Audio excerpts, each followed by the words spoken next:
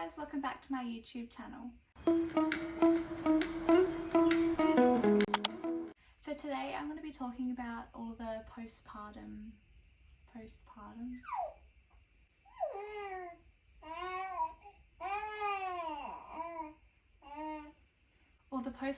things that you really need and things that I didn't really think I needed.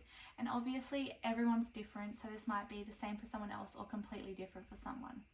So first thing was adult diapers. I will insert a photo here. As silly as it sounds, it was the best thing ever. The first pregnancy, my first time being postpartum with my first daughter, I had a hemorrhage and a tear. So, no I didn't tear, I had the snip where they cut you because I had forceps, so they had to cut me first, episiotomy, this word. Anyway, and so because of my hemorrhage as well and the healing from the cut, I was bleeding quite a lot and maternity pads just weren't enough for me. And when I was wearing my pads, it was still going through to my underwear and I was sick of having to wash underwear. I was dealing with enough. So then diapers, put on, I'll just rip the sides when I'd have to take them off. So much easier, especially when you can't bend properly, you're in pain. Amazing.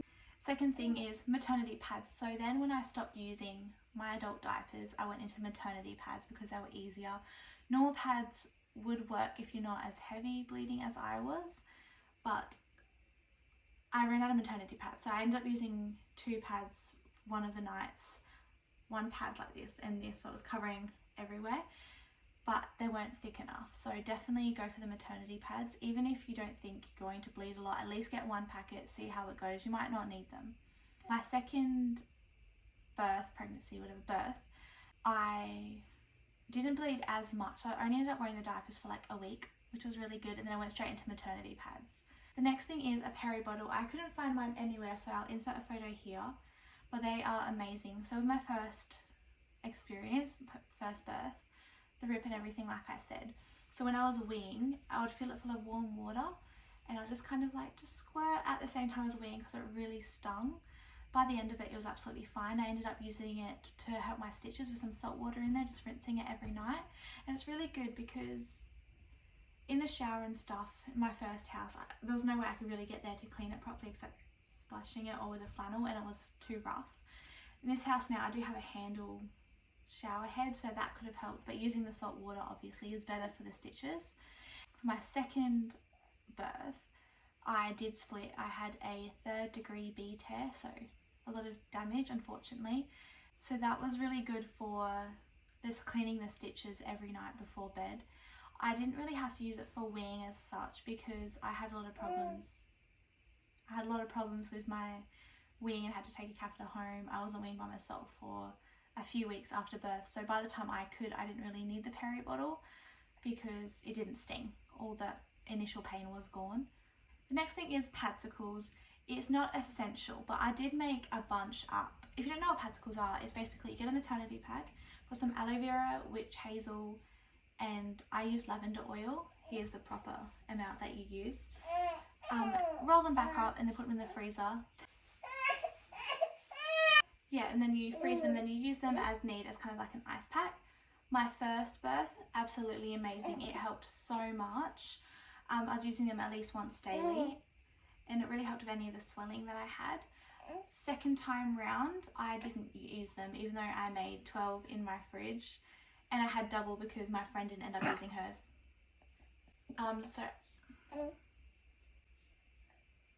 We're back. But the second time round, with all of my stitches, I got told by the nurse to not use anything except salt water down there. So I didn't end up using them, and then by the time I could use them and she gave me the okay, I didn't have any swelling and I didn't feel the need for an ice pack. But the hospital was giving me normal ice packs just to slide in a pad. That was really good and really relieving. Another thing is afterbirth. I feel like a lot of people don't tell you, but you get afterbirth pains, which are kind of like, for me, it was like early labour pains and it was quite painful. I used a heat bag and it did help quite a lot. A heat bag and Panadol worked wonders. I didn't get it as bad with my first, but this time round I got them really bad. I felt like I was going in labour all over again. Yeah, I did. And then obviously one of the obvious ones would be a type of painkiller, which I use Panadol, and it seemed to help. It just takes that intense pain away, because giving birth isn't easy. Another thing I'd recommend is a stool softener. So I use Coloxal both times. First time around worked perfect. I don't even think I really needed them, but it helped to kind of get that first poop out. TMI, there's going to be no TMI on this channel. Just get that first initial poop out, especially with the anxiety that I had of doing that again for the first time, because it really feels like you're about to push a baby out again, even though it's something like a little nugget. Second time around, again, I had a lot of problems. I didn't end up pooping for like 2 weeks, I think it ended up being, maybe a bit after. I ended up being on Coloxal for 4 weeks every day straight, taking 2 a day as from the doctor's instructions. Also drinking Movicol daily, and they ended up giving me a Movicol bomb, which is like a Movicol stool softener. It's like a powder, you put it in water and you drink it. Is it a stool softener? Anyway, helps you poop come out. They put 8 in a glass and I had to drink it all. It tasted like thick salt water, wasn't great, got the job done. But anyway, my point is, definitely get your Coloxal because you will probably need it, even if it's just for the first anxiety, for the first poop. Another thing, flushable wipes, 100% recommend these. First time round, obviously my stitches, using that to wipe after I poop was really good. I also, again, TMI, I got hemorrhoids the first time from the stress of pushing. And that was really nice because obviously hemorrhoids are a bit painful, so wiping after I finished in the toilet paper was a bit rough. They are kind of like baby wipes, just a bit thinner. They biodegradable, so they can be flushed. So they are a bit thinner and they feel a bit more flimsier, but they do the job. A second time around, because I got a split all the way down there, I had stitches in and around my bum as well. So that was really good for when I ended up going to the toilet, so it wasn't as painful. The next bit is for breastfeeding, so if you're not really interested in this, skip to this time. So you don't need a whole new wardrobe. I know everything you see online and in these type of videos is telling you need nursing bras, nursing dresses, blah blah blah. I have nursing tops, but I've honestly been mainly just using normal tops that are easy and flowy, just to be able to lift up so I can feed in the middle of the night and during the day. I won't wear anything like, like tight kind of crop t-shirts, because it's just too hard to pull up secretly, especially if I'm going out. It's just uncomfortable for around the house. Nursing tops do make it easier, but you can get them cheap from like Kmart or online as well.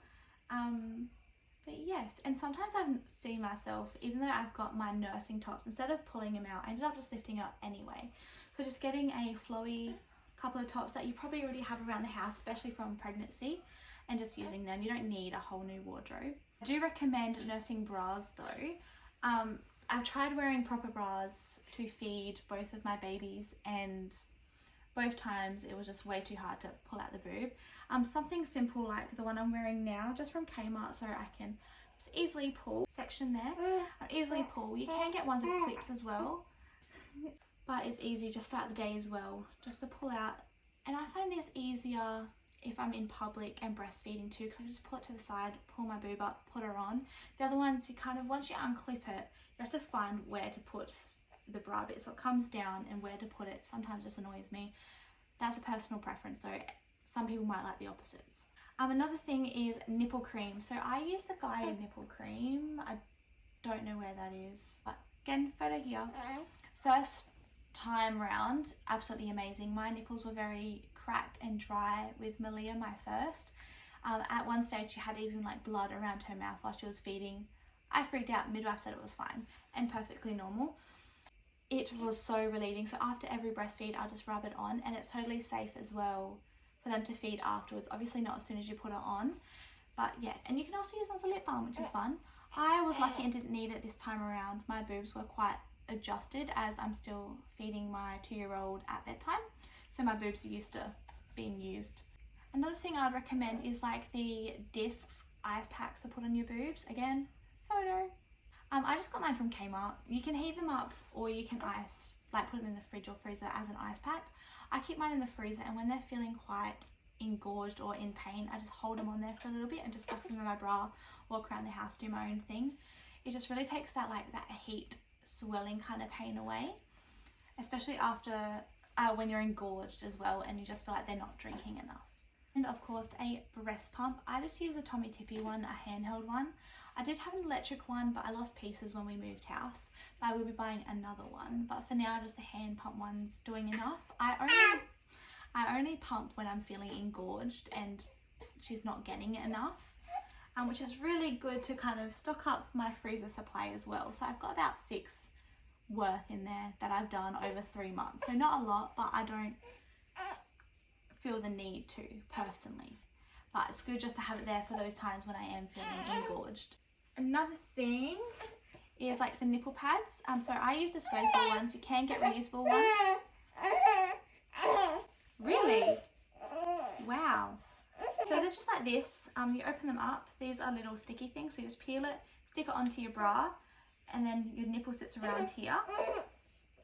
And then just soaks up, kind of like a pad for down there. It just soaks up any milk leaking. Really good for when you're going out. I don't really use them at home because if I get milk on my shirt, it's normal. I end up just chucking it in the wash anyway. Something that I bought first time around but didn't really use this time at all is a sits bath. I think that's what it's called. But basically you sit this on the toilet.